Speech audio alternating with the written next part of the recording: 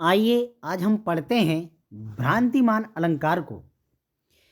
हिंदी साहित्य में और हिंदी में यूपी बोर्ड एग्जाम में सबसे अधिक पूछे जाने वाला अगर कोई अलंकार है तो वो है भ्रांतिमान और संदेह अलंकार।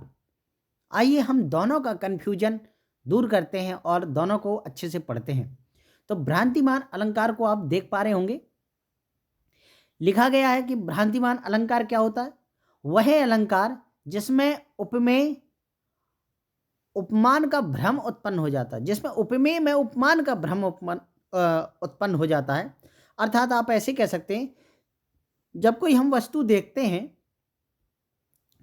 वस्तु देखते हैं और उसके समान गुणों को या विशेषताओं को देख करके हमें ऐसा लगता है कि उपमान के रूप में उसे मान लेते हैं, या सीधी भाषा में कहें तो जब हम कोई एक ऐसी वस्तु या व्यक्ति देखें कि हमें किसी दूसरे व्यक्ति वस्तु होने का आभास हो, तो वहां पर भ्रांतिमान यानी भ्रम अलंकार उत्पन्न होता है। इसको हम ऐसे भी कह सकते हैं, दूसरे तरीके से भी परिभाषित कर सकते हैं। ये परिभाषा सबसे सटीक, आप इस परिभाषा को सभी विद्यार्थी याद कर सकते हैं। लिखा है, यदि समानता के कारण किसी वस्तु को देखकर दूसरी वस्तु का भ्रम हो जाए, वहां पर भ्रांतिमान अलंकार होता है। ठीक है, इसका उदाहरण आप ऐसे समझ सकते हो कि ओस बिंदु चुग रही हंसनी मोती उनको जान। यानी कि ओस बिंदु को चुग रही हंसनी, हंस जो है उसको ऐसे चुग रहा है जैसे उसे लग रहा है कि ये मोती है, क्योंकि ओस जो है सूर्य के प्रकाश से चमक रही है मोती की तरह। तो यहां पर ओस को क्या मान लिया? मोती मान लिया, यानी भ्रम उत्पन्न हो गया, किसी वस्तु को दूसरी वस्तु मानने का भ्रम हो गया है। तो यहां पर होगा भ्रांतिमान अलंकार। आइए एक और देखते हैं उदाहरण। जान श्याम घनश्याम को नाच उठे वन मोर। यानी कि श्याम को घनश्याम मान लिया है और मोर नाचने लगे। घनश्याम का कहने का मतलब है यानी श्याम को, यानी कि किसी ऐसे शरीर को देख करके या किसी ऐसी आकृति को देख करके उसे ऐसा लगा कि जैसे घनश्याम यानी कि बादल आ गए हैं और मोर नाचने लगी।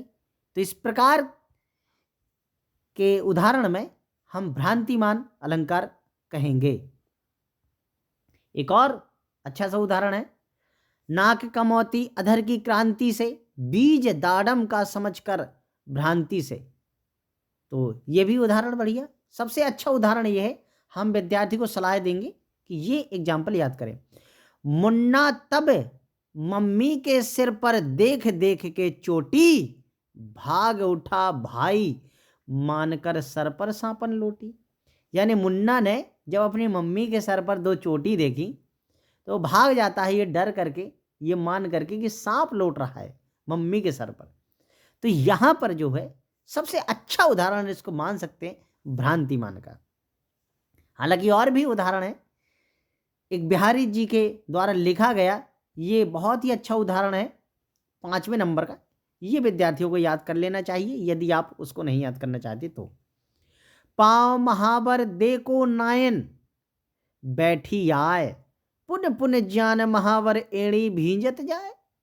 यानी बिहारी जी ने लिखा हुआ बहुत ही अच्छा यहाँ पर भ्रांतिमान का अलंकार का यूज किया है।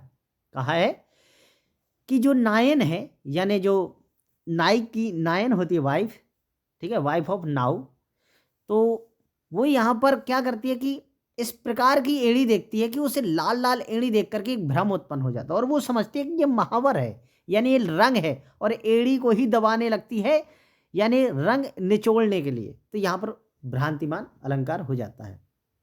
आई होप आप भ्रांतिमान अलंकार को अच्छे से समझ गए होंगे। आप चाहें तो इसको स्क्रीनशॉट ले सकते हैं और एग्जाम में लिखने के आपके काम आएगा। इतना स्क्रीनशॉट ले लीजिए, इतना आप जो लिख दीजिएगा, आप यकीन मानिए आपके बेस्ट नंबर आएंगे और आप हमें ही बाद में याद करेंगे। चलिए आइए देखते हैं अब हम यहाँ से दूसरा अलंकार।